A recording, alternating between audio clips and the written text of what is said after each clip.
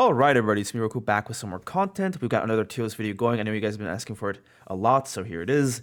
This tier list is the strongest to weakest solo queue top laners for the early season 13. Now, instead of doing it alone like usual, I've gotten the help of AloisNL. Introduce yourself, please.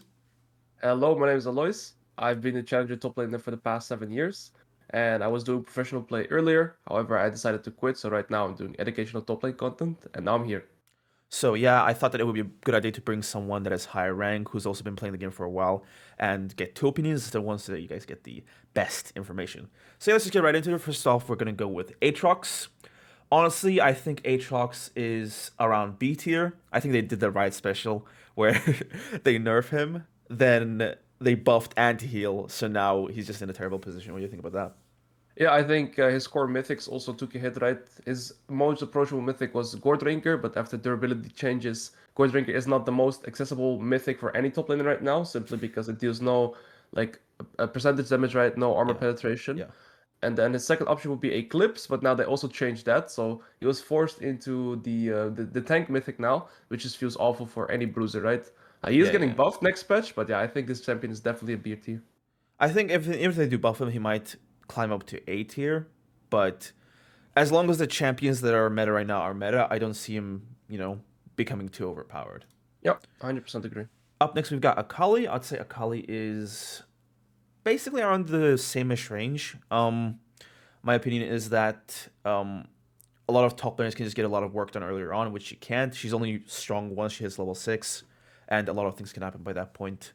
So I wouldn't recommend her too much in solo queue. But yeah, we just in top lane, of course. What do Yeah, you I say? think I would put her in counter tier myself. I agree with your Mm. take that she's very weak in the early game, but I do think that she has a good answer into some bruiser options in the top lane right now. Even the options like Jax, for example, the Yeah, yeah. Fiora.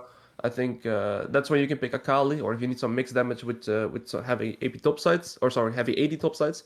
I think that's when you want to pick Akali in top lane. But in general, I also don't really like her playstyle. Yeah, I'd say so. Like if you're up against a character that basically exclusively works through like targeting you, like an auto attack or something, then you can basically just get a free ride through to level 6 and you can actually start popping off. So I'd say that I agree with your take of her being a counter pick instead. Right now we're gonna get to Akshan. So what do you think about Akshan? Because I've not really been following him too much. I think he's a pretty strong like solo queue pick overall because you could just get like roam and get a lot of stuff done. But I'm just not seeing it. So what do you think about this guy? Yeah, I think this champion just has a very weird place in top lane. I think he's one of the hardest champions to actually pick up. If you I fall agree. behind on Akshan, it's one of the worst champions to be on. Like if you're behind on Akshan, you're sitting duck. But at the same time, if you're good on him and you make him work, it can be very, very oppressive. And I think he also has a perfect playstyle for solo queue. Now, he hard wins the early lane against almost any champion, right? And I feel like he's also a counter pick in that sense, like Yeah. into Gangplank, these kind of matchups. But if you are like an Akshan one trick and you pick this guy every champion, I think you really have to learn how to kind of play him like a Quinn and push top and roam and try to impact the map as much as you can. Like, get kills, and then once you have like 2 to 3 items, he's always strong. Yeah, I feel like he's less all in Quinn, if you get what I'm saying. Because with Quinn, you just kind of you go in and you don't really have a way of getting out of the fight until it's basically over or everyone is just left. But with Sean, you're a bit more slippery with your grapple, especially. So yeah, I'd say I put him around B tier due to the difficulty of pulling him off. Right? Would you say that's Yeah. fine? Yeah, 100% agree. I think he's super difficult. I think in the right hands, he could be A tier, maybe S tier, but in the general, he's very hard to pull off. Okay, fair enough. Camille, I'd say Camille is pretty strong right now. Right?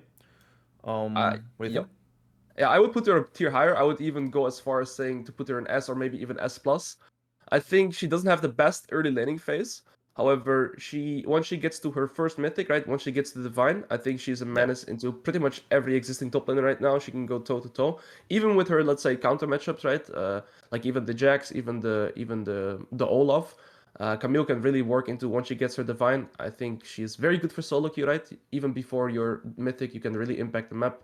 You have really good roam potential, really good laning. So for me, Camille is always like a staple. And whenever she's strong, I feel like she's always S or even S plus. Well, in my opinion, I wouldn't really put her in the SS plus tier unless we're talking about like exclusively higher elos, right?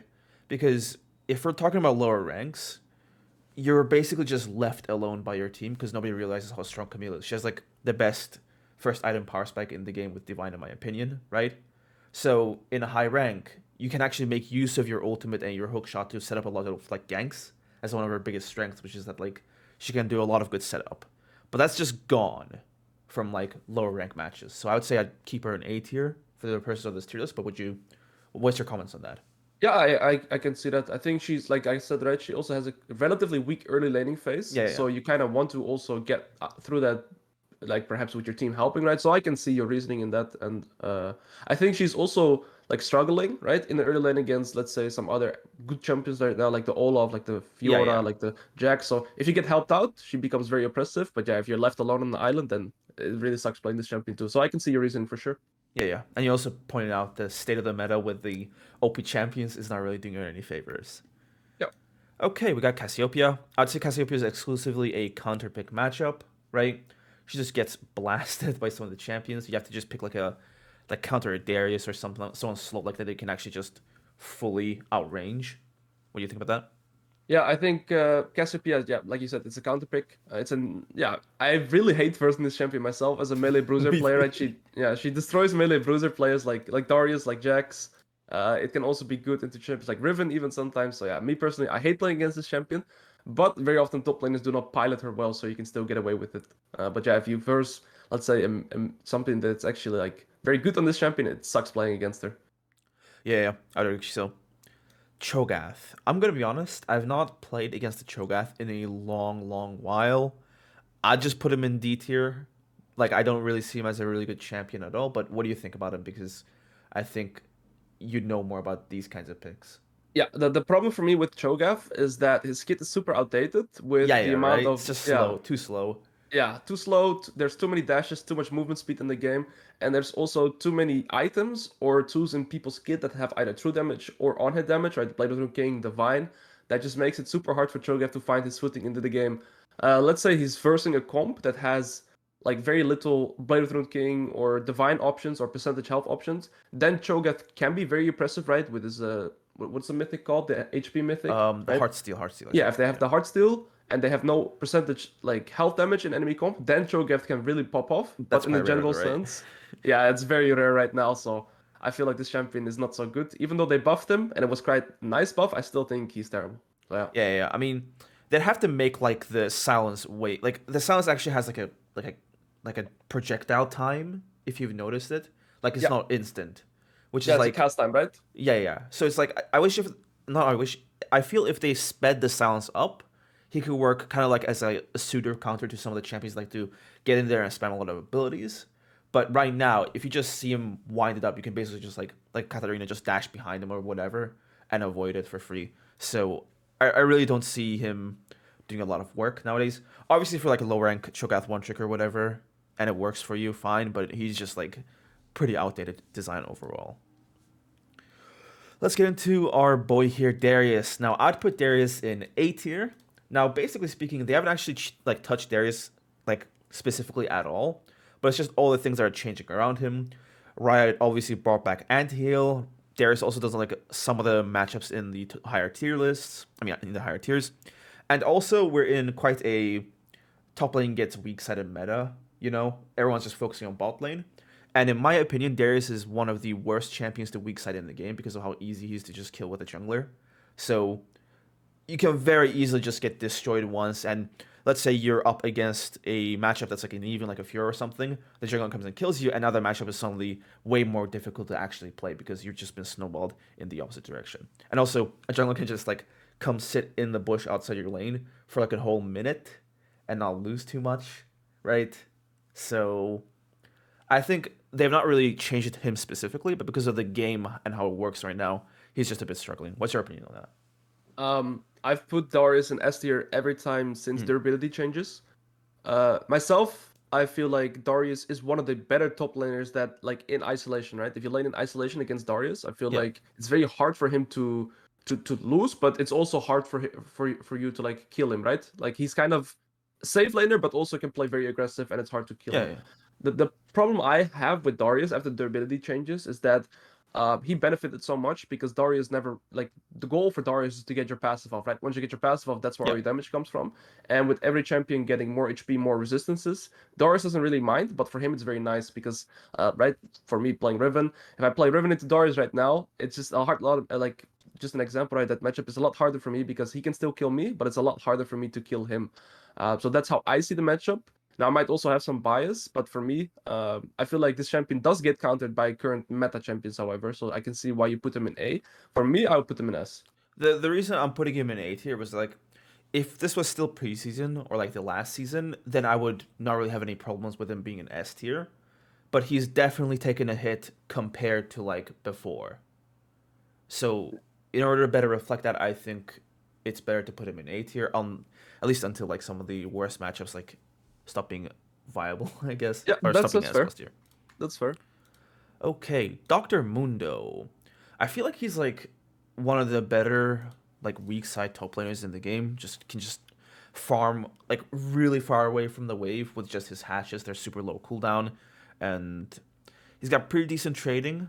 But I feel like it takes a while for him to take off, and he also suffers like from a lot of the problems that the tanks suffer from, meaning that like he can just get killed basically. So I'd say he's like a basically an okay lane holder. What do you think about that? Yeah, Mundo is actually my second most played on my main account right now as well. And the He's reason really fun. yeah, he's really fun to play, Yeah. especially with the Heartsteel, right? But this champion is kind of similar to Cho'gath. You pick him as a counter very often on R5 when you know enemy team does not build Divine or Blade Rune King. If there's a team comp that where they have like, let's say I'm playing against like something chill in the top lane, like what is a good example, right? Let's say they pick Zac top, right? And then they Okay. have something like a maybe a Viego jungle, right? He could go Blade Root King or Divine, but it's not that oppressive. And then they have like a Vexmith Yeah. and some bot lane like Ezreal Karma, then Mundo or like Lucianami. Then Mundo is really good because they barely have any percentage health damage, and this champion becomes a menace. However, if you lane into something like a Camille or like a Jax or anything like that can go Divine, like Irelia, I'm this pretty champion. sure most bruisers, even those that don't go divine, can just flex it just to deal with Mundo. Yeah. Exactly. So I personally feel like you pick this as a counter always. You never blind pick this. Yeah. But there's sometimes options where Mundo is S plus tier in certain comps. So that's why I really like this champion. Yeah, I'd say so too. I mean, I can certainly see how like if you're up against a comp like as you mentioned that doesn't have a ton of damage, you're basically unstoppable. Right? No one can stop you from just running up to like a squishy and just like two all of them to death. But that is a specific case. Yep. Fiora, I don't think there's going to be any discussion about this. She is doing very, very well right now. What do you think? Yeah, pretty much ever since the durability changed, right? This is one of the champions that benefited the most. She has true damage in her kit. Yep. Her core mythic is Divine, which gives her percentage health damage and armor penetration. So this is one of the few champions in the game that has true damage, percentage health damage, and armor penetration on first item, which is just absolutely crazy. Yeah. Even though they tried to tune down their numbers a little bit, I still feel like you can pretty much get away with blind picking this champion. And if you play with Grasp, you can always get through the laning phase and then get to your first Right. item. So yeah, this champion is just super overtuned. The whole grasp thing proccing with her Q makes it so that like she can basically just like Q on top of herself to get like the max range of it, and then just proc the grasp from like a very far away, so you can actually fight her back. And she gets good trades without having to hit a vital in some circumstances, right? And you'd think that the Bramble being back would have been like a substantial nerf to her, but I don't think it's enough at this point. They gotta nerf her because she's an absolute menace. Yeah, I think the problem with like these kind of champions right now in S tier, I don't even think it's the kit themselves, like Fiora. I think it's Divine being the problem. I think it's I would Divine say Summoner that's the core issue. that's a big thing, right? Divine just kind of like let's say like Jax for example, right? Like he's a decent quote unquote, but he's a perfectly normal champion. But then you just add Divine into the mix, and he sometimes becomes like you can't 1v1 him after he builds it, right? Because of Exactly. how well That's he works with exactly it. what I mean. Yeah. So yeah, I don't know if you remember, but it's basically like with old Spirit Shojin, like it's like the lane goes normally, and then the champion just builds it, and now you can't kill them because they get their Yep. abilities up like instantly. Yep. But I doubt a lot of the newer players will even remember that. Gangplank. Now I'd put Gangplank in S tier. I do like understand that he's really really powerful, and you might put him in S plus tier. But in my opinion, like Gangplank, first off, I'm trying to consider how it would be for like a lower ranked player to even like look at this tier list and make some use of it. And in my opinion, like if you kind of make like a few spacing mistakes as Gangplank, even if they're like slight, and you die, you're not gonna have the best of a time because if Gangplank is not really that ahead in lane, then like being impactful is a bit more difficult. I mean, even if you are behind, once you finish SS3, you do one barrel ADCs, but still, I'd say because of the extra amount of skill he takes to play, I would put him S tier instead of S plus tier, but he's definitely very powerful. What do you think about Yeah, him? yeah, I think your read is very correct. I think if you play this champion to like its potential, he's S plus, right? But for somebody that's picking up Gangplank or doesn't have the amount of games on Gangplank yet, or amount of games in League of Legends in general, I feel like it's fair to call him strong, but I don't think he's like broken tier like Fiora, right? Yeah, yeah, Um, the one thing that is so impressive about Gangplank right now is like the bank plank setup, right? Where you go inspiration and domination second with treasure hunter, yeah, and you have first strike as well. So let's say we would realistically go even with our lane opponent. We both have 80 CS at minute yeah, yeah, 10, yeah. right? We're gonna be like 1,000 gold now. 1,000 gold is maybe a bit of a stretch, but let's say Like 800 gold like ahead. 2 3 kills. Like he's gonna be two Yeah, three kills exactly, higher up on you just by default, right? He can just basically exactly. poach gold from all over the map with his ult, with his first strike just queuing you, or with like the barrel. Yeah, So yeah, and the like passive. Oh yeah, it's broken for me. yeah, yeah. Yeah. The passive being the yeah, like it resets upon the barrel, so you can get into fights where he autos you, he hits the barrel on you, he autos you, ignite, and you're practically just dead. Yeah, and So as this passive also gives him like the what do you call it? Like the the boost. income, right? Yeah, every time he gets a Oh, you minion, he mean gets the the gold? Yeah, yeah, yeah the gold income. yeah, yeah. Yeah. So Pirate Man is over here. Up next, Garen. Now I'll let you take the lead on this one. Yeah, So I'm a really big Garen fan. This is also the champion I would recommend to any lower tier top laner right now. I feel like Garen has everything in his kit that you would want to learn your top lane fundamentals, to learn how to really learn how to play top lane. He has wave clear. He doesn't have the best early laning. Let's say level 1 to level 4, you're a bit weak and you usually get pushed in, but that's all good because that also doesn't make you too vulnerable. And then once you get your first recall, you get your Berserker's Greaves, you can really start one-shotting waves. You can learn how to proxy, you can learn how to roam, and then this is also a champion, right? Like I said, he has true damage in his kit, which is very good after durability changes. So I really like this champion. I think he also got more build path options after the crit changes, where you can now also go mythic into Phantom Dancer Navori, or you just go mythic into tank like the what's it called? The tanky stone plate? No, not the stone plate. It's like the uh, movement speed thingy. you mean Deman's Plate? That let's play. There Yeah, you yeah, go. yeah. And force of nature, and then you're also very like oppressive to deal with. So I feel like this champion for me goes in S tier or A tier.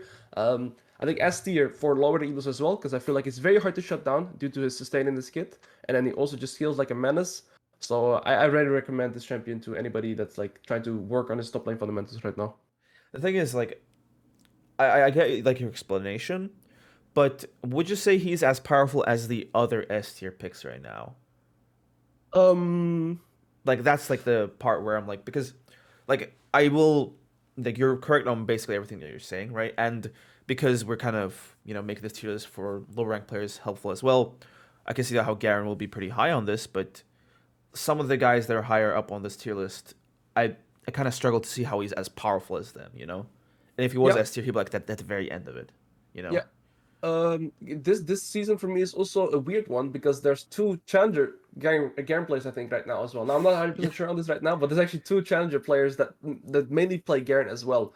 And the reason as to why I feel like even though like he actually does pretty well into GP, not the best early lane, but he can actually do very well into GP. Once he gets on top of him, he actually one-shots the Yeah. Gangplank. And we also saw Adam, for example, right, play Garen into Jackstop, which is kind of like a weird interaction, I think, where you max E as Garen, right? Because you usually Yeah. do that anyways, but Jax cannot avoid it. And against Olaf, you can just run face rush and get out of his movement speed, right? Yeah. Which Yeah. would be like the most broken top laners right now. And I feel like because of that, Garen actually, for me, goes in S tier. Because he Okay. can actually match the broken top laners. I think I'll defer to you on this one. There are two challenger Garen one tricks, kind of won me over, I'd say. But yeah, I think he'll go S tier for now. Gnar. I kind of think this guy's just here to hold lane. I feel like I really can't think of anything that Gnar does that, you just can't do better with another champion. Not to mention how Gnar is like a bit deceptively difficult to play because of how low his range is initially. So he can just get like cheese killed like out of nowhere sometimes. So yeah, I like and he does get outranged by some of the other champions with range, like with like a Jayce or like a Gangplank. So yeah, that's why I put Gnar. What do you think? I think you really nailed it on describing Gnar. How I always describe Gnar, it's like the Ezreal of top lane, right? You just hold lane and you hope your team carries you. And I feel like Gnar has everything, but like a little bit. Like Yeah, he has yeah, decent engage, but not good engage, right? And he has decent laning, but not very good laning. And that's kind of how I see Gnar as well. So yeah, I yeah. really agree with your take. I'd say he's less of a jack of all trades, but more of a master of none. Yeah, exactly. Yeah, that's pretty fair. Okay, Gragas. I'd say Gragas is B tier. What do you think? Yeah, I think it's between B and A. Yeah, I feel like yeah, he's one of the few top AP top laners that is actually good. And right now, like also in the higher elos, there's a lot of Gragas blind picks. Because he has so many rune options as well, right? You can go yeah, for the first strike, you can go for the phase rush as well, a bit of a harder matchups.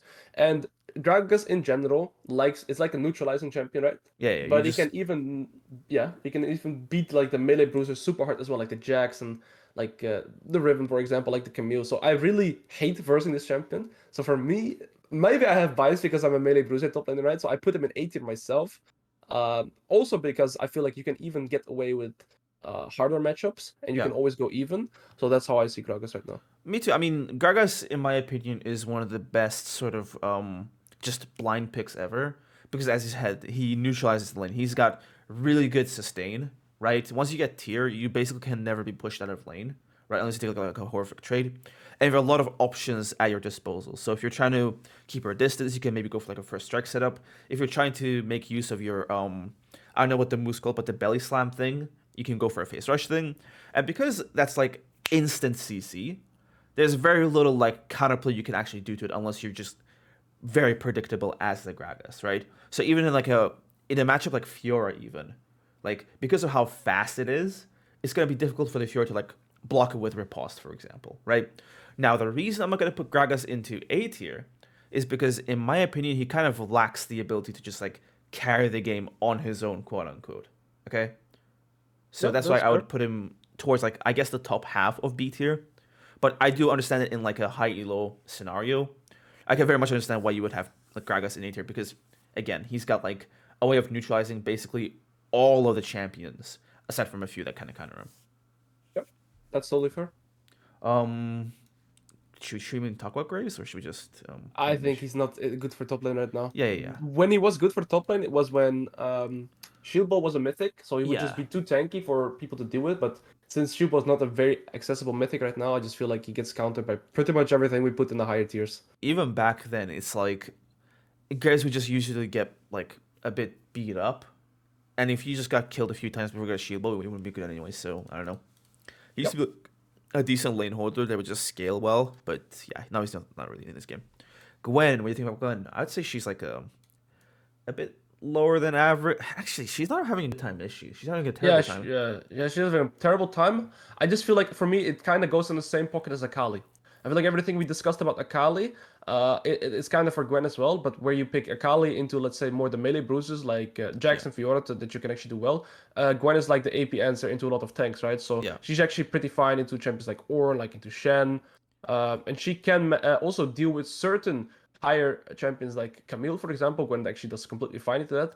But right now, her only accessible mythic is what do you call it? The Riftmaker, right? It's yeah, not the yeah. This best is a mythic in the terrible game right now. mythic, actually. Yeah, yeah. So that's why, like, I feel like a lot of champions get decided by their items in the Yeah, current meta, and because Riftmaker is not the best mythic, I feel like Gwen is struggling.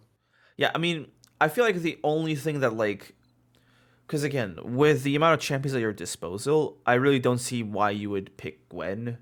You know, I mean, it's just like I don't know. It's the only thing she can actually do, I guess, is 1v9 team fights. I suppose if she uses her W properly, but even then, you're better off just going for like a Jax or something and just doing that, but way better. Yep. I feel like you only pick Gwen when you need an AP damage topside into Yeah, a tank. That's all. yeah. I would say that's pretty accurate. Heimerdinger, lane holder. Yeah. I don't know. If you play this champion in top lane, you're a creature. Yeah, yeah, That's all yeah. I'll I say. would. I would say if you play Heimerdinger top lane, just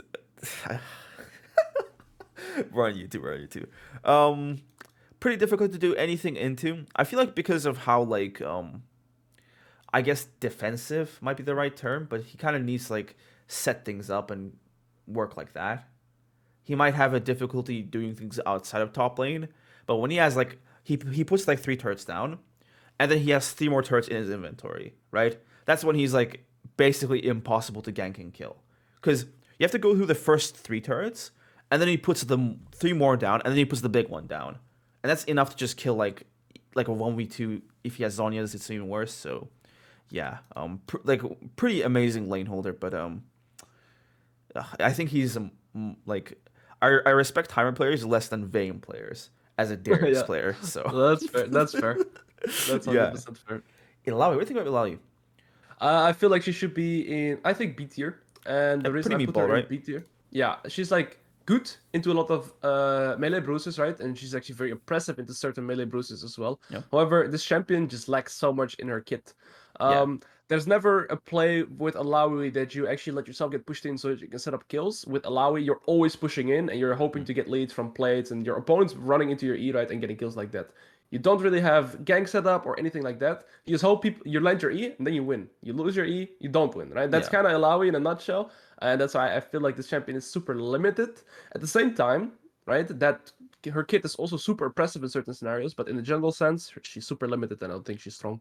I think you pretty much hit the nail on the head. Like she has a very one-dimensional laning phase in that, as you said, you land E, you win, you miss it, you lose. And also I feel like a big part of why she struggles is that like she's not really a champion that's going to do like that much. She's just going to be an obstacle for the enemy, if you get what I'm saying, right? It's like you don't win the game with Illaoi, but you stop the enemy from by being such a meathead, by being so difficult to just take down and kill, right? Yep. Because as long as she's fighting, she's just like able to heal up with all her technical shots. But yeah, and especially with the new build where they go not Iron Spec, the Frostfire Gauntlet, Sterax, and the Fimbulwinter. Like it's like she gets shields, whatever. Like there's so many bruiser items that she can just get that make her like basically impossible to kill if she wins lane. So that's fair. Yeah. I'd say as a meat bag, she's pretty good. Obviously, in a low setting, you're gonna get a lot done with her. Irelia, where would you say you'd put Irelia? I haven't versed her a lot this season. There's some challenger Irelia players, so for me, it's already like I'm leaning to A already. And the reason as to why is I feel like this champion is the hardest champion to master in top lane because her skill expression is super high. However, she does have a very good accessible item, which is she's I think one of the few champs in the game that actually rushes Blade Rune King almost every single game. Yeah. Once she hits it, she's just a menace. But she does get countered by a lot of champions in the top lane that are strong right now, right?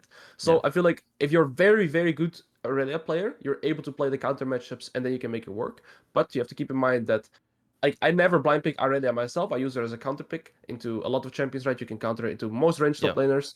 And but yeah, blind picking this champion is hard because you get countered by like champions like Olaf, Jax, Fiora, Garen, even Camille can really mess you up. So yeah, I feel like this champion is strong, but she requires a lot of skill. So yeah, I'd say that while the whole point and click build, like she might not seem that mechanically difficult to lead, but I think like the main hard part about Irelia is like everything outside of just mechanics in terms of like your macro, you're always forced to just push in. You're always forced to just get on the way to build your passive.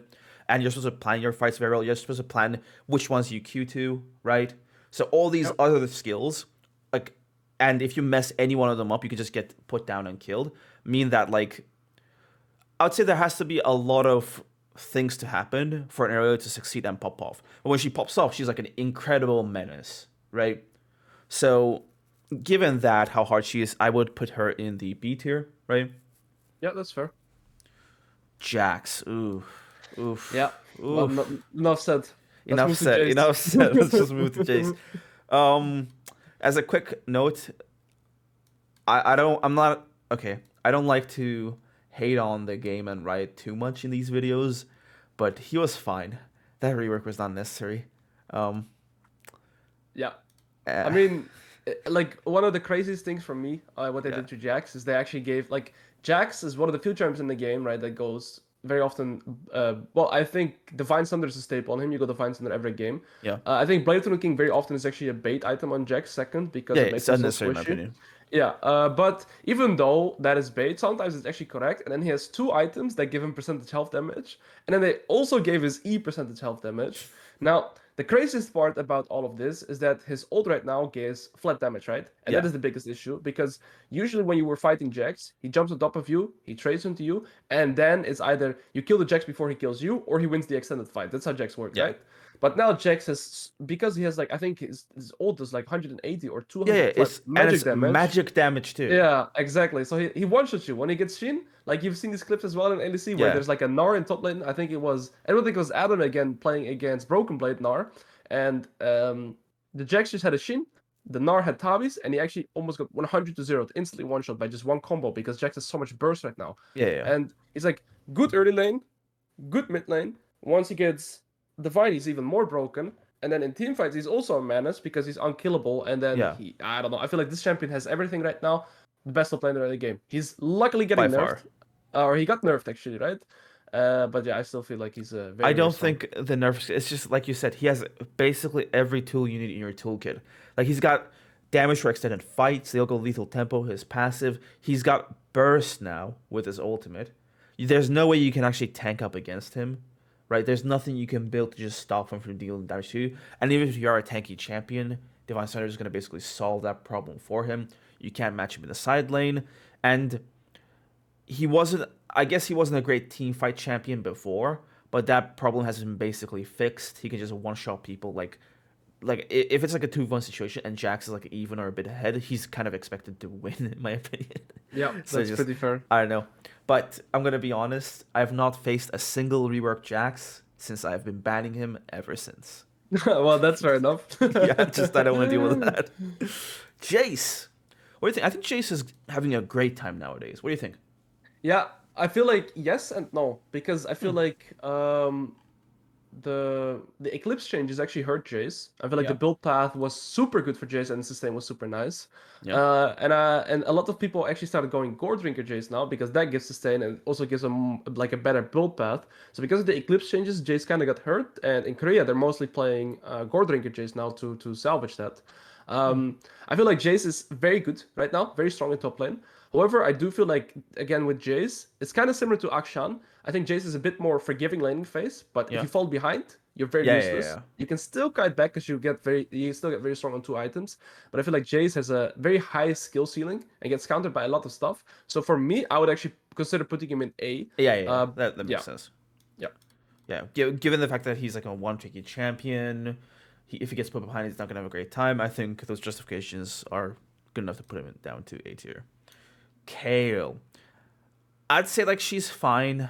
I guess I don't really have any opinions on Kayle too much. Like I myself am not really a fan of like the champions that are like only early game like Kayle, but surprisingly Kayle has one of the best 1v1s in the game, like level 1 if you've noticed that.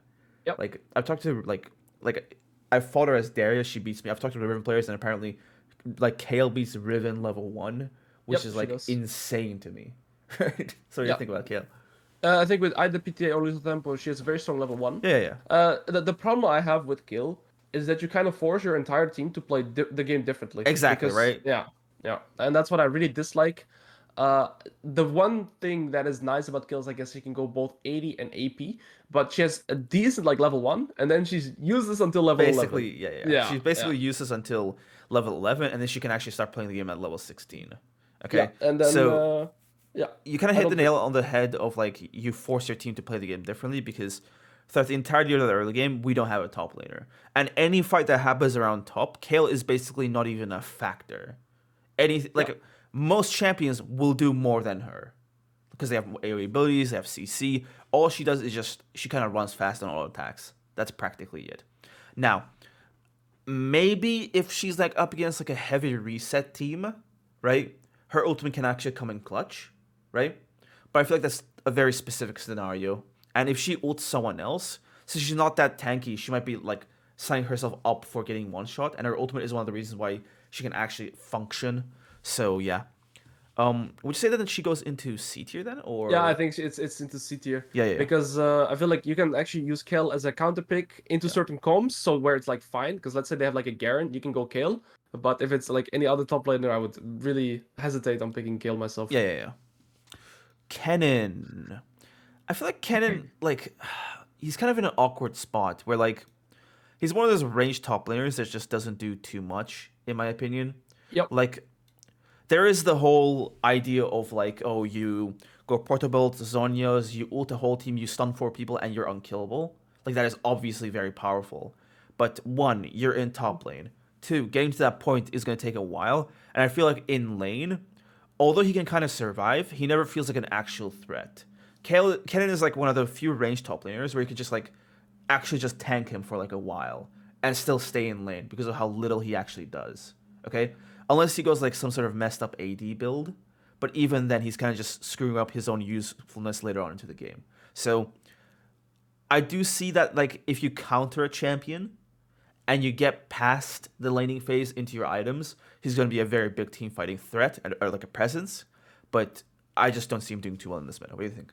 Yeah, I think he kind of is one of the champions that also suffered from the durability changes. I feel Yeah, like yeah, he's not yeah. oppressive in landing anymore, and I would actually go as far as to put him in D tier.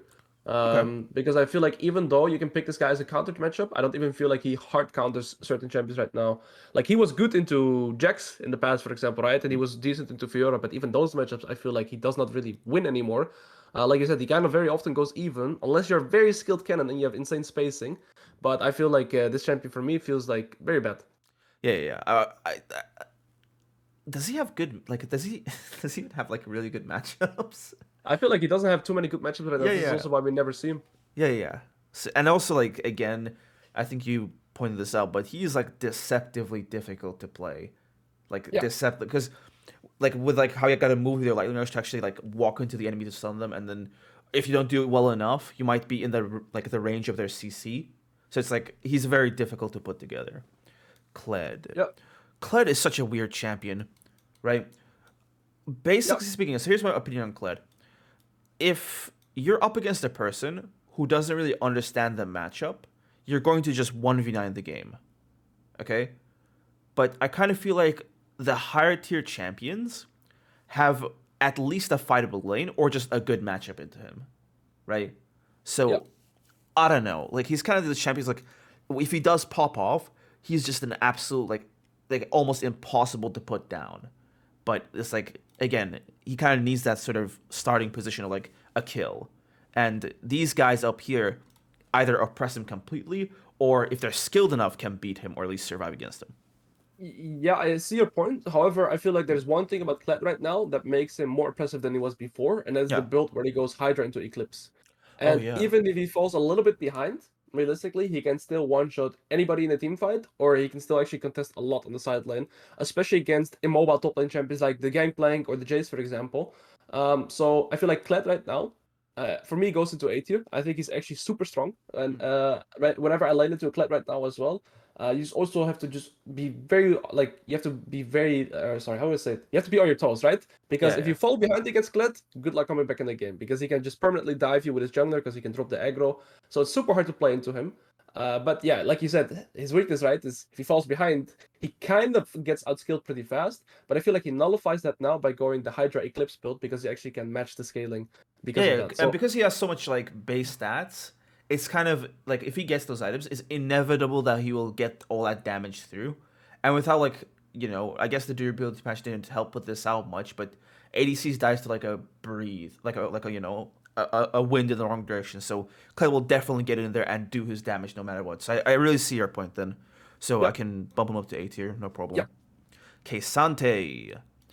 Kesante is struggling with the rest of the tanks. I thought he was A tier, but what's your opinion on him nowadays? Yeah, so I feel like Cassante was Z tier, right? Even above S plus tier for a Yeah, while. yeah. He was like the most broken top laner, but he's been nerfed repeatedly now.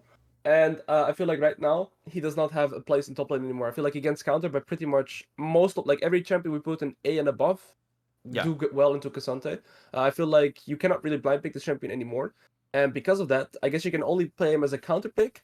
But even then, I would say that there's a lot of different champions right now that you would pick instead of Cassante. So I'm personally happy that they removed this champion from the top 5, right? But Yeah. yeah, I feel like he's very weak right now. I would say C, maybe See, even D. really? Yeah, I Okay. feel like he's very weak right now. I guess I'm just suffering from the head trauma from playing against him from before. Yeah, But I mean, have you played against him since 13.4? No. I mean, No. to be fair, I've not played that many matches in general this season, but still, yeah. Yeah. I guess he's just not that strong anymore. Yep. Lilia, I feel like she's only strong if your opponent has never read Lilia's abilities before. That's fair. Yeah. Malphite, dude, he feels terrible to play, doesn't he? Well, he's actually gotten a lot of buffs in a row now. Now, I'm actually a very big fan of Malphite. Really? The reason I like Malphite is because, again, he is a counter pick, so he goes Yeah. Like I don't think he's gonna go any higher than here. Yeah, but he has potential to be S plus tier in certain comps. For example, I played against the Jax and the Viego top side. I just go my Malphite with Frozen Heart and they cannot do anything, right? And similarly into, for example, a Jayce. I also play against Jayce plus maybe a Wukong in the top side, and then I pick my Malphite, and then they cannot do anything, right? And Yeah. you pick Malphite when you play against low mobility, high 80 damage comps, right? And if that is the case, Malphite can be super broken. However, don't light pick this champion. He gets countered by a lot of stuff, right? Silas flat out legit destroys him instantly. Yeah. But a lot of tanks or like scaling champions in top lane right now also beat him. One of my favorite go-to picks into Malphite, for example, is Sion. Sion just get perma push and just completely outscales him. So yeah, I feel like Malphite has the potential to be insane in the game, but that's also in certain specifics, right? Yeah. I mean, I do agree that aside from just like the teams that he would be good against, he essentially just exists as a counter to like Jax and some other champions. So if those champions are really strong, then Malphite is going to have a place in the meta. But I would basically never pick this champion consistently because, again, like you said, he has a lot of counter picks. He gets eat up quite a bit, even by other tanks. So I don't know, right? I think counter pick is good enough for him, especially because the big bad Jax is like so popular right now. Yeah, the one benefit about Malphite is you can be 0-10 and you can still be useful. Yeah, right. Like he's one of those champions where like regardless of whatever happens, that ult is so fast that you'll always be useful with it. And if you get like some sick teamfight comp going with like a Diana or like a Yasuo or a Yasuo, like if you get some good teamfight abilities going, it can be quite devastating. I think like your whole team is just dying, but you just win one teamfight and you just snowball to the end. So yeah. I feel like Maokai is not really worth putting in there for me personally. And honestly, he's like not even a top laner at this point, right? Yeah, exactly. He's not a top laner because of the tank item changes. Like he's very useless because of that right now, and he was only good in jungle. He's not good in top lane. Yeah. I mean, even when like he was a top, he's just way too slow for top lane in my opinion. Yeah, I agree. He's like a defensive version of Malphite, but he doesn't counter anything. Yeah, that makes sense. 100% agree.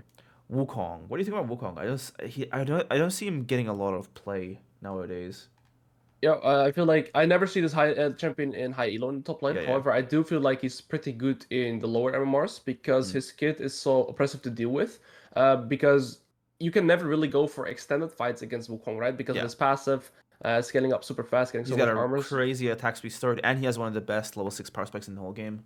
Yeah, so I feel like in the lower MMR, where people don't play around this passive too much, he's very strong. Yeah. But once people recognize that you have to do short trades and then you can fight against the Wukong, then he doesn't feel that oppressive anymore. So I feel like B tier is pretty fair for him. Yeah, pretty average, I'd say. Mordekaiser. Obviously, I'm not gonna talk too much about the fact that he's like practically one of the best top laners in like the super lower ranks, but I don't know. I feel like Mordekaiser works way better in the jungle, doesn't he? Like it's so hard to.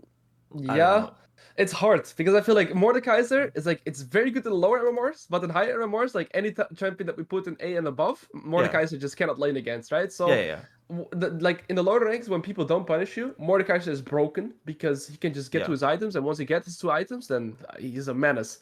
But realistically, he should be getting shut down and ganked or something like that, so you can never get to that spike. So for me, it's kind of like I think B is fair to put him, considering that we also want to cater to. But if it wasn't for that, I think he'd.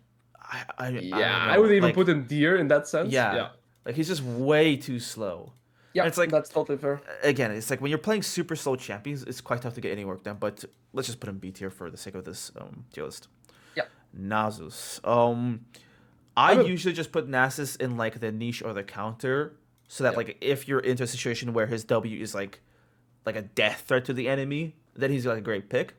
But I don't know. I feel like his weak early means that like especially like in this meta, you're gonna get so hard abused that it's just unplayable when the enemy jungler knows like, okay, this guy is just weak early. Yeah.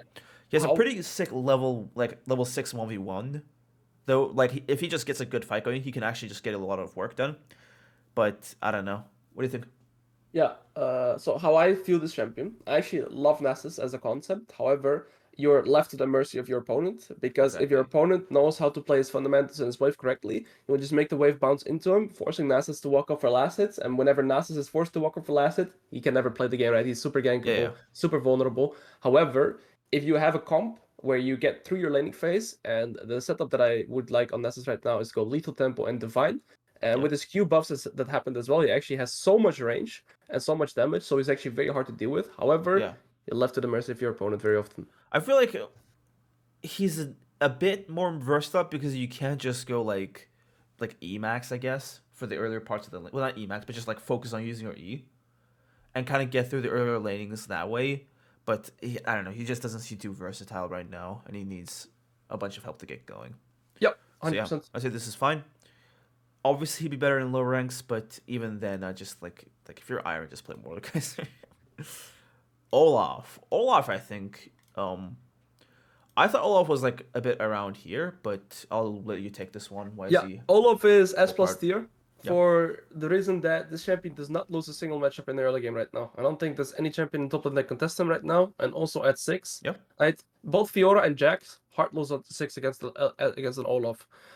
He also has multiple item options where he can go into range champions like Gnar, for example, that neutralize him. He can go Stridebreaker, and against melee heavy topsides, he can just go Hydra into the tanky mythic, and he's still very oppressive to deal with. Now, Olaf, the reason why he's so Mhm. strong as well is because he has a lot of sustain. He has true Yeah. damage, right? I love true damage champions after durability changes, Of course. and it's also gives him so much flat stats. So yeah, this champion is just a menace in top lane, and that's why I put him in S plus tier. Yeah. I mean, I totally get that. Like, first off, he's not that difficult to play, right? The only literal skill you need is landing your Qs. And aside Yeah, from that, you've basically mastered the mechanics of the champion.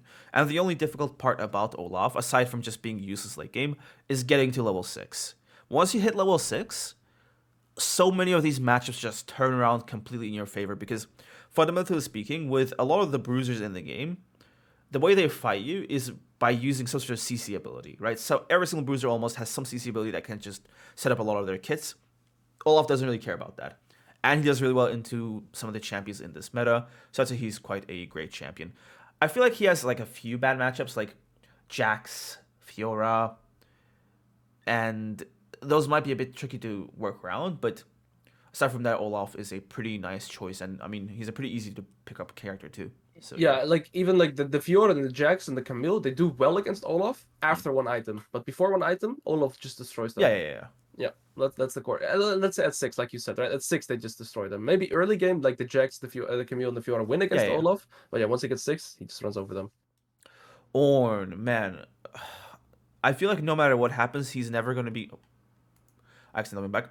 I feel like no matter what happens, I feel like Ornn is never going to be below A tier simply because of how his kit works. It's kind of insane. Basically speaking, right? Just as an. I know this is anecdotal, but Darius has like a losing matchup against Ornn, not because Ornn wins lane, but because of just how much more Ornn does for his team, right? Yep, that's fair. So, like against some of these characters, it is just like you're up against such a big wall of utility that it's like quite tough to get through. But on the other end, the champions that are meta just eat him up. Divine Sunner meta just completely messes Ornn up. So I feel like we can't really put him any higher than A tier. What do you Yeah, think? I feel like Ornn is job securing top lane. He's Yep. I think like the safest blind pick throughout like almost the history of top lane, right? It's like Yeah. very hard to fall behind this Ornn unless you make big mistakes, but he's always able to like go toe to toe or something like that, and then have like you say like the wall of utility, right? Yeah. But yeah, you at the same time you also rely on your team, so that's the downside I think always about Yeah. Ornn. So yeah, I think this placement is very fair. Good. Oh, why is he coming back here? Okay. Pantheon, otherwise known as Spear Shot, because nobody else plays Pantheon. Yeah, I feel like this champion, if you actually play him well, he space well, and like he can actually be fine, right? Because he has super good laning phase, similar to Yeah. Olaf. However, he has a lot higher skill sitting. Like Yeah. Pantheon is like his kit seems very easy, but he actually is very hard to master, and that's also the main reason why there's only one player that I think even is challenger on this champion, because he's super hard actually to play and to carry with. Exactly. So yeah, I think this placement is fair. I think he can do well into pretty much every champion in top lane in the early But game. you have to play well to do it. Exactly, you have to space very well. You have to use your abilities very well. So yeah, And that's I how feel put him. like even though he's useful-ish when he's behind, he does kind of just get eaten up if you just start dying, right? Like if you Exactly. die once against like a Darius, for example, you don't even have to die once. Like a lot of these champions just straight up beat him in an all-in. So you have to play things to perfection to actually do well in the game. You can. Yep. It is possible though. So I think average is a good displacement. Poppy. I'd say she's just like a niche-ish counter pick. I feel like if you're picking Poppy to counter lane, it's not even that worth it. But if you're up against like a team that has a bunch of champions that you can mess with, then she's pretty powerful. And I think that's like an underutilized part about Poppy's kit is actually her ultimate, in that if you're up against some sort of melee carry champion that's going to be doing a lot of work for the enemy team, Poppy can basically just take them out of the fight, like pretty quickly. And I feel like that's like an underutilized part about her kit. She's a champion that has a lot of like player skill expression in her too, but even knowing all that, the skill expression needed for her, I'd say she can't really go any much higher than D or even like a counter here. What do you think? Yeah, I feel like she's good as a counter pick, right? Yeah, But if we look at the champions that are like in B and plus, I feel like Poppy does well into, let's say, half of them, right? I yeah, feel like Poppy kind of really likes playing against these melee bruisers, and I feel like she also kind of benefited from the item changes on the Frostfire Gauntlet, because she yeah, actually gets actions on a Sheen into a tank mythic right now. And Sheen is very oppressive on Poppy with her yeah, passive. But she also has very low skill expression, right? Like you state. Now for me, that I feel like Poppy is like C or B tier, simply because I feel like she's still very strong actually to lane against. yeah, Because her mythic right now is very strong. And also her laning into a lot of these bruiser champions, she can actually nullify them or neutralize them, right? And like you say, if you have a good ultimate, you have a good W in a team fight, and there's a lot of dashes in the game right now. I feel like yeah. Poppy actually has a lot of value. So for me, it actually goes into B tier. Hmm. I'd say let's just go selfish C tier then. Yep, that's fine. Quinn. I'd say Quinn is just same-ish tier with Akshan, I guess. I don't know. I think she's a bit worse than him though, because even though her roams are faster, you can also see that she's coming way more easily. And also, I think I mentioned this when we were talking about Akshan, but Quinn has like a very one-dimensional way of approaching fights. She doesn't have a lot of options. Whereas Akshan can actually have some sort of mobility and just like he can kind of pick how to approach fights a bit differently. Just like instead of going in instantly, you just wait a bit, invisibility, or wait until people are scattered, and then you go and kill one, two people and leave. But Quinn can't really do this too well. So I think because she's a bit less versatile than Akshan, I might bump her down to C tier, but it's not that big of a bump down that I would put her down too much. What do you think? I agree with everything you said. Nothing to add, honestly. I So, agree, 100% agree. what tier would you say? I would say B, or B is fair, yeah. I Yeah. would say B is fair. Okay, but I would definitely. I think she's worse than Akshan. Yeah, that I do agree with. I do think she's easier to play, so I think that's why she goes on to B. Yeah. Would you say Ramos? I think it's a niche pick. Yeah. I feel like he's also been nerfed too much now. Like Exactly. he was okay for top lane for a while, but I feel When like he right could now he's, proxy yeah, like crazy back then. yeah. But right now I don't think he's strong enough anymore. Too low base stats. Yeah. Renekton. I'd say Renekton goes in B tier, right? I feel like Yeah. Renekton is like a bit more difficult to play than he seems, and he's quite useful in that like if you go like some sort of damage build with like what's his face Prowler's Claw, the point and click one. Yeah. It's very easy to get a bunch of damage out on someone, and also because he has one of the things without counterplay in the game, point and click CC, he can get a lot of great ganks through with his jungler and stuff. Though I feel like it's a bit difficult to play. He needs a bit of help, I think, to get started, or you just have to be really much better than the enemy. And so these matchups can kind of mess with him quite hard. What do you think? Yep. I probably ranked him because I play Riven, right? So I hate this champion, but I do agree with your take. I think his kit is super limited, but Yeah, that is like the only skill expression in this champion is Fury management. And if exactly. you're able to manage your Fury very well, this champion can actually be quite oppressive. I also agree that I think you should not be looking for the Gore Drinker build on him anymore. I think Hmm. Blade Drinking into Prowlers, like playing him like a psychopath, is the best setup for him right now. Um, and yeah, I feel like B tier is completely fair. Um, I appreciate your attempt to keep your bias out of it. Yeah. The attempt though. Okay. Rengar. I don't see a lot of Rengar because I mean, first off, Rengar just gets hard countered by Darius. That's probably a big reason. But I feel like Rengar is like a really versatile pick. He can get a lot. Like, he can fill a lot of different roles within the team. He can fill out a more damaging role. He can get a lot of roams through. He can go like a disrupty, time wasty build, right? So I feel like there's like so much stuff you can do on Rengar, but it takes way too much skill, in my opinion, to put him like at a very high tier. Yeah, I think you've hit the nail. I feel like I would put him in A tier when I first very good Rengar, right? But I feel like he has very high skill expression, and the way you use your abilities is all about that, right? So, I agree with you. I think we put him in B tier, but I do think that if you put time into this champion, he can be like a very good niche counter pick top lane. Exactly. Riven. Now, I'll let you take the lead on this one because she's yours, right? Yeah, I think Riven is S tier right now due to the fact that she has a new item build that makes her very oppressive to deal with. Now, when like Riven was forced into Gore Drinker and stuff like that, I feel like Riven was like even down to B tier because she had like Riven is one of the few champions in top lane that has no true damage, no honor damage, and she has no armor penetration until her second item, right? Which is a very like lesser thing for a top laner right now into after the durability changes. However, with the new build where you go like Hydra, Cleaver, and Eclipse, she just gets so much damage, so much AoE damage, a lot of sustain, and because of that, I feel like she can actually match Divine Thunder uses now, and that's why I put her into S tier. I definitely agree. I feel like, well, this is not really a problem with Yahtzee, but a big part of Riven's kit that's like kind of underutilized is just how much mobility she has, right? I feel like because she can actually just cross walls really easily, like it's kind of up to your knowledge and creativity to just get so much done on the top side of the map, right? So I feel like she's never going to be that much weaker in the solo queue. But you are kind of right in that, like, I don't know. I feel like being forced to go Gore Drinker is just a terrible fate for anyone nowadays, especially since they removed the extra AD that you get from it way back. So the new build basically gives her everything she needs to actually put up a fight against some of the more broken 1v1ers. So yeah, I mean, what you said is everything is true. Where would you put Rumble?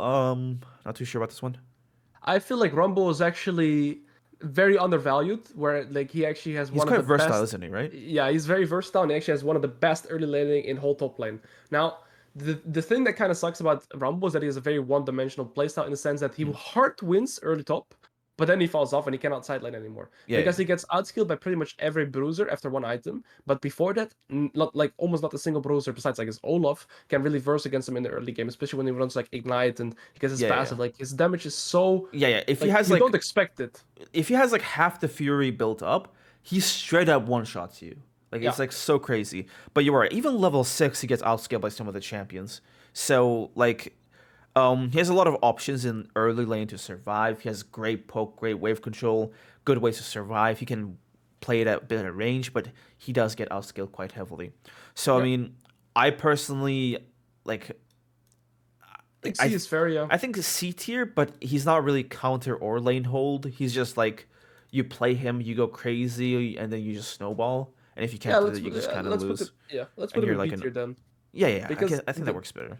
Yeah, because he's very good into bruises, right? And that's why like all the champions that are like strong in top lane right now are the melee bruisers, so Rumble kinda has a nice place into that. Yeah. So I think that works. I don't remember any date and time where Ryze was like out of the bottom tier for top lane. Well, right now the problem is with Ryze actually is that both his core mythic or core items got buffed, right? His Rod of Ages and his Seraphs are buffed. Yeah. Now they are getting nerfs, so I'm not sure my place right now. And the problem that with Ryze top is that he still gets counterpicked by a lot of champions like Irelia, for example. But I do feel like he actually had a place in top lane for a while. Right now, though, I am not sure. But in the last 3 patches, whenever I was versing a Ryze top, I was actually struggling quite hard. But he also has a lot of skill expression, so I feel like this champion is such a niche pick. I feel like at best he's like a lane holder because you're basically playing Ryze to get to a point where you can like clear the wave with just QE, and if the enemy just tries to do anything to you, you can just like stun them and run away with phase rush, and they can never like reach you or do anything with you. Yeah, okay? Exactly. But getting to that point, I feel like is like a little annoying as him, and like there are some champions that will like catch him even if he does like W root him. I know this is Darius specific, but his W range is actually just Darius's hook range. So it's like if he tries to stun you, you can just catch him and actually kill him off of it. So I don't know. I feel like his The items only being time I would say Rise Top is good yeah is when you have some like setup, like an AD jungle that needs setup. For example, like yeah Lee Sin or Viego or something like that. Then Rise is good. I think and you also have a good matchup. But if those requirements are not met, I feel like he doesn't really play yeah that well yeah. into top lane. You're correct. It's an incredibly niche pick. Sejuani. Um, I I feel like this might be champion. tripping, but dude, I feel like Sejuani is not really played to her potential because I feel like she has like such good trades actually, but I don't Yeah, know. Either the champ is just like not as good as I think she is, or people are just not piling her properly. But like, it's always just crazy when she like dashes into you and you lose like a quarter of your health from just that ability alone. So, yeah. I yeah, feel like this champion was like S tier before before item before. changes, before some tank changes, because she would go see the Arboots, Bami Cinder, Hmm? and then she would get her Mythic, and she's very impressive, right? Yeah. But I feel like her new item options, you cannot go Bami Cinder, and the Mm-mm. new like Frostfire Gauntlet, I think feels very lackluster on her. You never really want to rush Sunfire on a tank right now as well. So I feel like right now she doesn't have like a nice item to build towards, and I feel like the name of the game in top lane right now is if you have a nice item to build towards, you're very often a strong champion, right?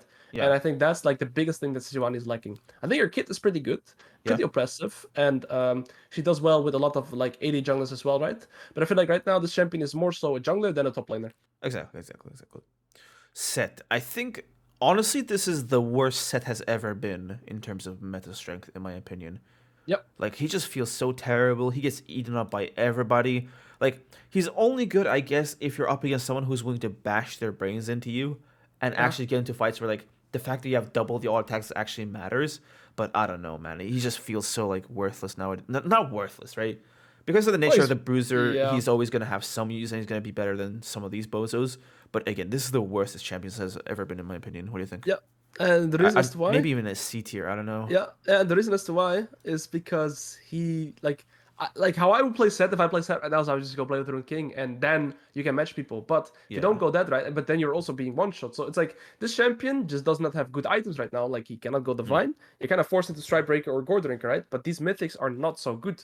And then you do have true damage in your kit with your W, but it's not guaranteed true damage. 'Cause It only yeah. works against like I guess like iron players because like nobody gets hit with W unless you set it up with your E, right? Yeah, exactly. Or when it's like in a team fight where you can't really avoid Yeah. it, right? But other than that, I feel like Seth has no place. I feel like the core mythic I see set players go is Heartsteel, and whenever a bruiser is forced to go Heartsteel as his core mythic, I don't know. The Yeah. champion is just bad in my opinion right now. Yeah. Yeah, I think he's quite terrible as well.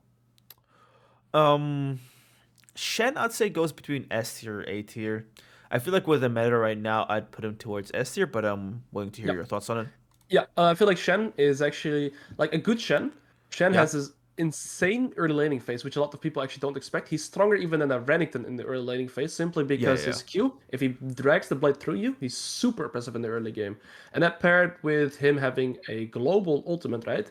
That pretty much, it's not even his ultimate in itself, it's also the mental pressure that the enemy team has to verse with before they go into a skirmish, because they also have Exactly. So yeah, many plays that are available are just off the table because Shen exists. exactly. You have to like calculate that if we fight here, we also need to be able to put up with the Shen shield, right? So Yeah. that's why I feel like this champion goes into S tier, because I feel like most skirmishes, like you said earlier, are centered around bot lane and like mid jungle. So I feel like a Shen with good early laning, decent items, and then also having the ability to impact the map is just a staple for me. And Like that's it's why it's just S a tier. I feel like it's a very consistent pipeline.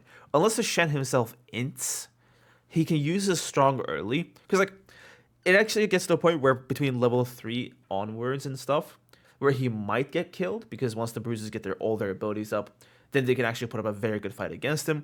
But it's like if the Shen plays it properly, he essentially gets like almost a free ride to level 6 without any help.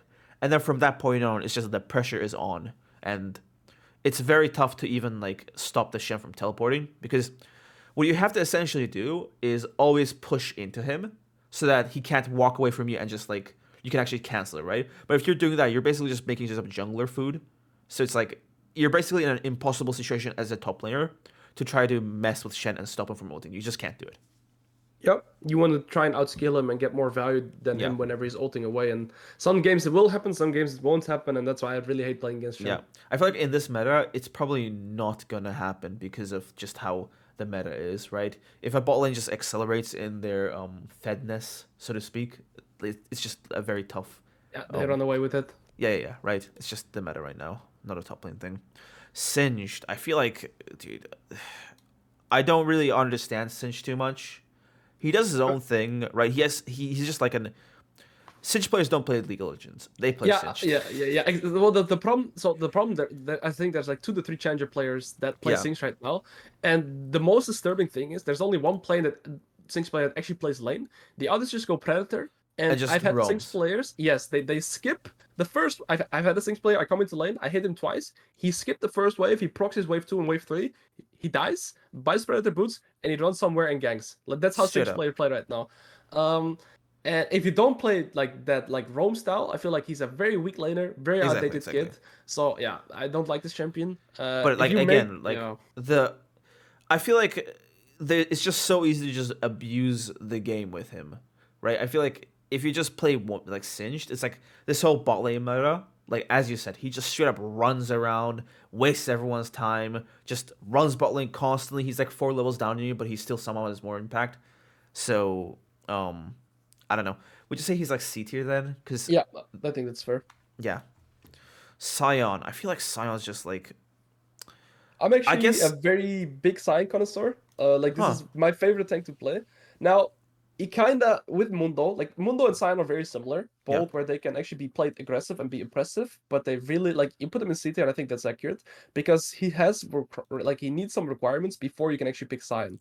I feel like he's a weaker laner than Ornn, where like Ornn can always go even and has like super good gang setup and actually like can contest bruisers. Sion cannot contest a lot of bruisers. So I feel like this champion for me is either C or B tier because I feel like he can do decent into even some of the better bruisers. Than like for example a Malphite could or an Ornn could, or sorry, a Mundo could. So for me he's a B tier. But he also kinda like I said, right, it needs the requirements because if people have percentage health damage and like a lot of divine uses, then Science gets destroyed. I feel like given this meta, like you are correct in that like Sion has a lot of tools so that like you can do a lot of good spacing, a lot of good trades. So I feel like if you're skillful with Sion, there's definitely room for like a great laning phase against a lot of these matchups. But just the state of the game right now, with Divine Sunder users, with Fioras, with Olafs, with like, you know, all these champions, I'm not comfortable with putting him any higher. So I would say you'd agree with that. Yep. I think it's fair to put him in C tier. Is Swain even... No, not a top laner. Useless. Yeah. Same for Silas in my opinion. He cannot defend himself. But yeah. I guess he's just the anti-Malphite button. But yeah, exactly. He's good into Malphite, that's it. I don't think he has any other place in top lane. Tahm Kench. This is such a weird champion in my opinion. I would say that like if you yourself don't know much about Tahm Kench, there's a lot of cheese that you can fall prey to, right? He has so much like tricks, like, you know, he can spit you under his turret, he can do like all these sort of cheap tricks and stuff. But I feel like if you kind of get used to how he functions, he's a very one-dimensional champion and he's insanely predictable, right? Yep. And I think the way to play against Tahm Kench is just picking the right fights, because in the middle of the fight, there's not a lot you can actually counterplay against Tahm Kench. A lot of these things are like they're unstoppable, or like his tongue lash has such a massive hitbox that it's practically impossible to dodge unless you're behind minions. So there's very little to outplay against in the middle of the fight. But if you just pick your fights intelligently, I feel like you can take care of him quite well. And we're in a meta that just crunches tanks like, you know, snacks at this point. So, you know, you go Olaf, he eats you off, and you just rip out of his belly and just kill him anyways. Yeah, just don't fall behind, and then you win against Tahm Kench. Yeah, I'd say that's pretty fair. Teemo, what do you think about Teemo? I think he, for me, goes in B tier. But I'd say so. Like, and this is the weird thing, right? Teemo has a deceptively high skill ceiling as well. Exactly, right? I feel like there's like 2, 3, like a small number of Teemo players in the world who can actually play Teemo. Yep. There's one challenger player always in US. Well, he's not challenger right now, but very often is challenger just playing Teemo. And when I first that guy, I'm like, wow, Teemo is actually like pretty strong, right? But you require a lot of knowledge. You can go like 10 different rune setups on this champion. And it's all about the spacing. But he does pretty well into melee bruises, right? So if Yeah. you're able to make him work, then he can be pretty impressive. But yeah, he's a susceptibly high skill ceiling. Maybe I feel like I don't know. I guess it makes sense that he's the same tier as Pantheon then, Yep, because I think it's fair. they're in pretty similar positions, right? Yep, yep. Trundle. I don't know about Trundle. Oof. I feel like towards the bottom of the tier list, don't you think? Yeah, well, the thing is, right, he's fine into certain champions, Yeah, but his kit is so outdated. straight up. And it's kind of like, I feel like he's kind of similar to Tahm Kench. Super one-dimensional, don't fall behind you, outskill, but he has certain like cheese or certain cheese positions where he can really like stomp you down, right? And then once you Yeah. fall behind against the champion, he'll just run away with the game. But yeah, I feel like he's very similar to Tahm Kench, where it's very one-dimensional playstyle, and he tries to cheese you.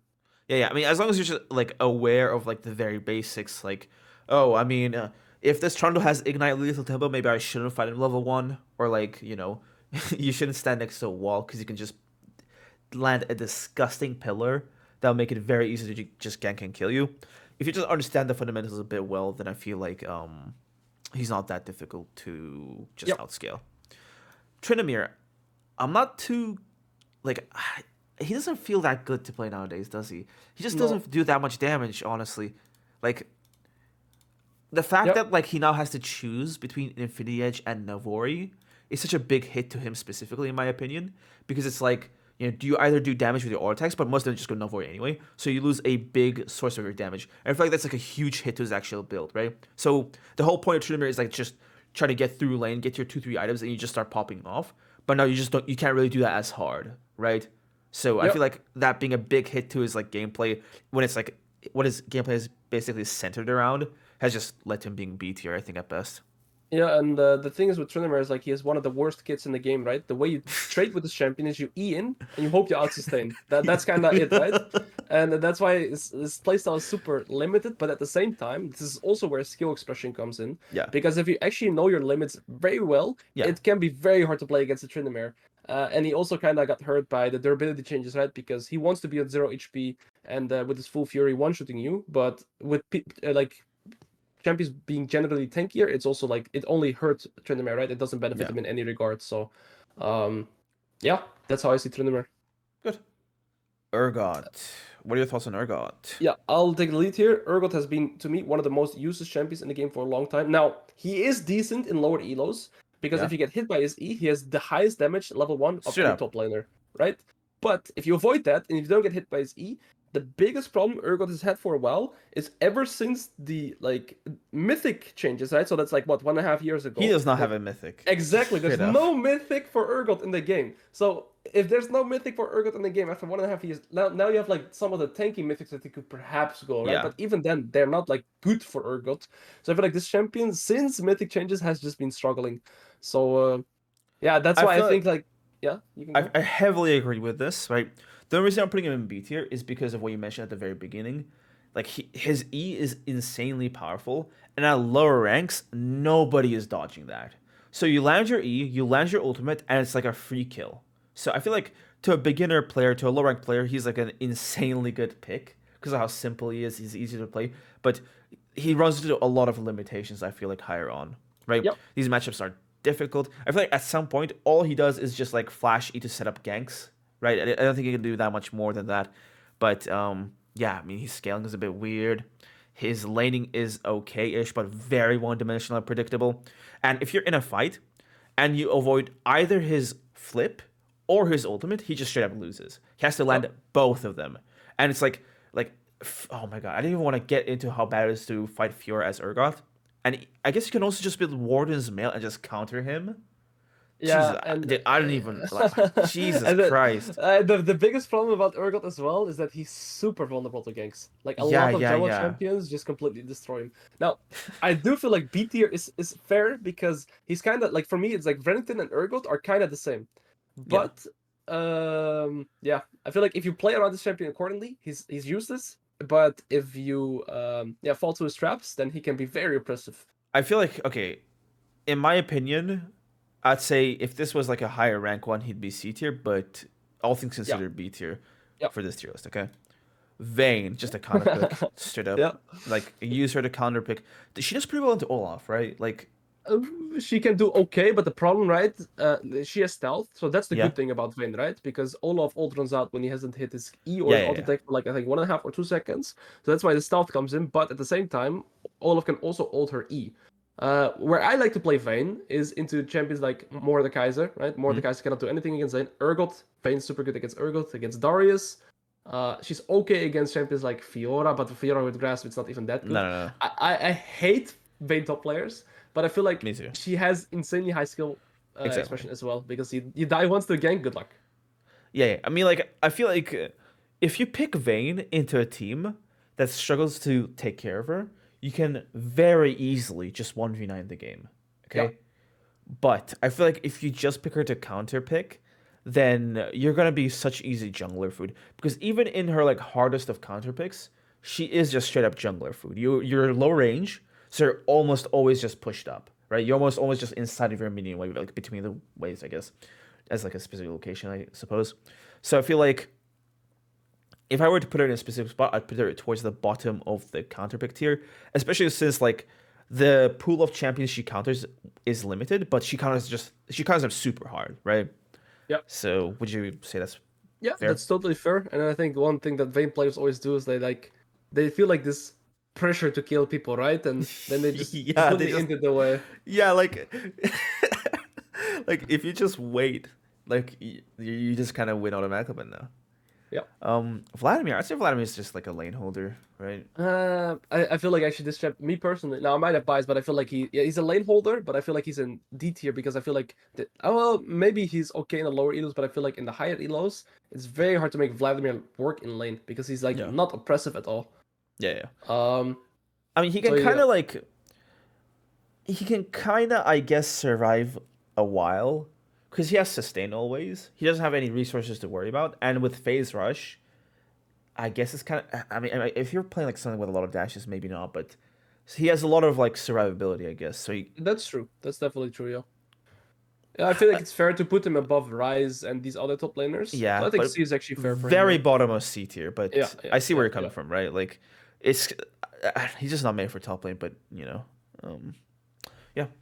dude, I don't remember. Dude, Volibear is so terrible in my opinion. Yeah, but you're also a Just, Darius player, right? So you love playing against Volibear. I mean, But no, I mean this, actually, yeah. Volibear is supposed to be a counter to Darius. Oh, really? Yeah, but basically speaking, Volibear versus Darius, Volibear just wins because if Volibear gets like a point and click CC off, he can just land his E automatically, and then he just basically kills Darius. But every single thing in Volibear's kit is countered by Ghost, essentially. So you Ghost your own way for him is like stun, you can dodge his E. So it's like it's supposed to be a counter pick, but in practice, unless the Darius player is asleep, it's a very rarely like a tough matchup. But yeah, dude, I don't know. Volibear just sucks so hard. I feel like he doesn't have like the best of mythic choices available to him. I feel like you have to get fed with him to be very impactful. And yeah, I'd say I don't know. I agree with a lot of your takes, but I do also know that he's like very oppressive for a lot of people to lane against in the lower areas. So kind of similar to Oh, yeah, like yeah, an Urgot, for example. Like yeah. Volibear is such a stat checker in the early game, and he can kind of get away with so much stuff that I would actually put him in B tier due to the fact that he is like very often when I've played like coach like I don't know Irelia players or these kind of players, they struggle so much into Volibear in specific because they just feel like they're like mental block against him because what you kind of have to do against Volibear is just outskill him, right? After one Yeah, item, yeah. you're good. But he's so oppressive in the laning, point click CC, very high damage, also mixed damage with his E being magic damage and the rest being like physical damage, right? He also has very good dive potential with his ultimate. So I feel like I would put him in B tier due to the fact that he has this strength and these cheeses, kind of like the Tahm Kench, kind of like the Urgot. But again, if you play I around his weaknesses, then you just outscale him. I don't think like I do get that it's like the whole Loyalo being like he's good in Loyalo thing. I do get that aspect too, but I don't feel good about putting him any higher than C tier. Right? Yeah, It's that's fair. just I don't know. He's just felt terrible for so long, and it's such an unfortunate thing. But you really can't buff this champion, right? Like his gameplay is just very unhealthy to play against. So I think Yeah, he's gonna that's be like this for a 100% while. fair. 100% fair. And he also loses to like most, like if we look at the S Yeah, tier champions, right? He just loses yeah. to all of them. Warwick. Now you told me something interesting about Warwick. Just so I'll let you take the lead on this one. Yeah, Warwick to me is S tier, and now I'll explain S why. tier. All S right. tier. Warwick is S tier because this champion is kind of like Olaf, right? Yeah. He wins almost every single early laning phase, and with melee bruises being meta right now, Warwick really likes this current meta. He also has as one of the few champions that rushes Polytron King, so he's Yeah. like super high damage, and he can also pretty much win a lot of games level 1 by just doing these cheesy invades, and he can win 1v2 against a lot of champions in the early game on their buffs. Like, it's crazy, this champion with Lethal Tempo or even sometimes with Grasp. He just goes Flash Barrier. You have to play around his Bone Plating, you have to play around his E, you have to play around his Barrier, you have to play around his Ultimate. How do you deal with this champion in the 1v1 scenario? You don't. That's kind of how it goes. This champion just straight up stat checks almost every bruiser champion in the top lane. He's very vulnerable to ganks, and he does get outskilled, but I feel like his very low skill ceiling, and unless he outplays himself, Warwick is very, very strong. Now, I kind of agree with everything you put together. And like, given that you kind of know there's a challenger Warwick, like you said, right? Yeah, there Or is two even, yes. Well, there's one that's challenger and one I think that's like high elo as well. Okay, so I do get that, right?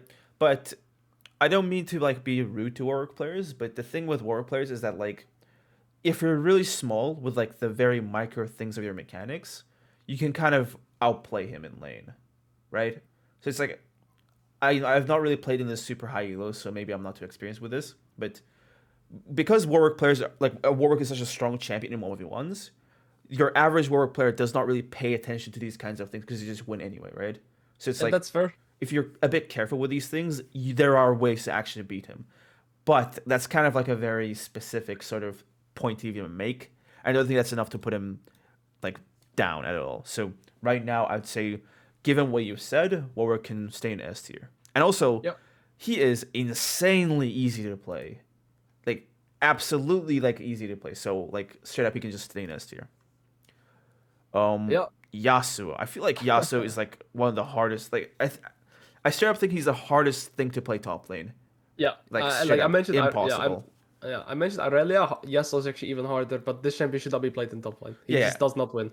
He gets eaten up so hard, and I say this every single time I put Yasuo on my tier list, but you don't have to outplay your opponent to win lane. You have to outplay your opponent to survive, right? That's a really good way to put it, Joe. So it's like he just can't really function in the top lane, especially when it's like you do all these tricks to like get a single positive trade, and these champions just press one button and you're gone. So he's just not made for this lane. Yone kind of can put up a good fight. I feel like he's B tier, right? Yep. He's not as strong as most people say, in my opinion. Especially now that like I'm starting to like pay a bit more attention. But I feel like if you're really skilled, you can get an insane amount of work done. But it's just the amount of skill that he takes is just way too much, right? It's like you're either Zookill or you don't play this champion, in my opinion. That's pretty much how it goes. If there's a Yone and I see Zuka, I'm like, all right, I have to sit straight. If there's any other Yone player, it's like, well, kind of easy laning phase. Yeah, basically, right? It's all about the spacing on this champion. Yeah, it's all, a lot of Yone players rely too hard on like the meat fight where you just basically rely on lethal tempo, right? Way too much. And I feel like you have to focus way more on the spacing and actually interacting with your enemies' abilities. So, yeah, I think B tier is fairly accurate for him. Yep. Yorick, what do you think about Yorick? I feel like Yorick has to be a counter pick. If Yorick doesn't leave lane ahead, he's not going to have an easy time, right? Now, there are new builds where he just goes damage, and this gives him an insane range where he's just running with his army. He lands 1E, and that's basically enough to kill an entire ADC. Or, like, if you're trying to chase him and he gets one of you with that, that guy is just out. He has to recall, or at least just run away, okay? So I feel like if you get out of laning phase with Yorick, the game just got, like, insanely more difficult to win, right? But that's the difficult part, getting out of laning phase with Yorick. So I feel like because of this, if you can pick him into a good lane, where you can at least get the lowest 600 problems, then he's fine. But in many other cases, I wouldn't say so. And also, some of his counters are, like, pretty high up here, right? So I think he has a bit of a bad time with some of these champions, I guess. Yeah, 100%. I think you really nailed the head on this one. I think it also has like a super one-dimensional kit, right? Yeah, yeah. And I feel like the one thing that he has going for him, like you said, if he gets ahead, he's really unstoppable and he just perma plays side lane, and it's really hard to deal with him. Which if he doesn't reach that point, then it's just a Yorick and he can't really team fight. He wants to be on side lane only, so then he's like very easy to play around. Yeah, and because he's like immobile, the thing with a lot of the best split pushers, I guess, is that because they're so mobile, they can waste a ton of time, right? But Yorick can't really do that. If you catch him, you just kind of put him down in like a few seconds if he's not fed. So it can be very easy to just like send like mobile people up top to kill him quickly, and then they can just join the fight and just wipe out the rest of the enemy team. Obviously, this is like a very specific scenario, but he's not as good at wasting time as other split pushers. He just does one thing. He only goes forward, and he can only survive if he's fed. Yep. What do you think about Zach? I feel like he's Zach, quite an underrated pick, well, right? But yeah, maybe a bit stronger than is, Sejuani. I don't know. What do you think? Yeah, Zach was really broken with Yeah. what was the mythic called that gives Radiant like the yellow Virtue. mythic? Before they changed the healing on it, he was really broken with it. Yes, he was super broken, and he would just go Bami Cinders into Radiant Virtue, and this champion would be unmatched. He even got like they go Flash Ignite on Zach top.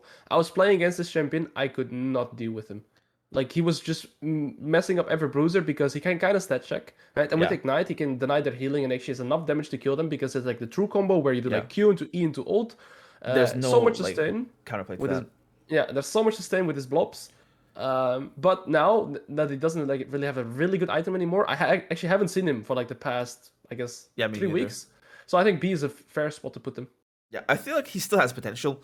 I feel like there is a playstyle in there for Zach to be played top, but we're just not gonna see it, right? So, yeah, I'd say this is a pretty decent tier list. Do you have any finishing remarks? No, I think it looks really good. I really agree with all the takes, and I really like it. Perfect.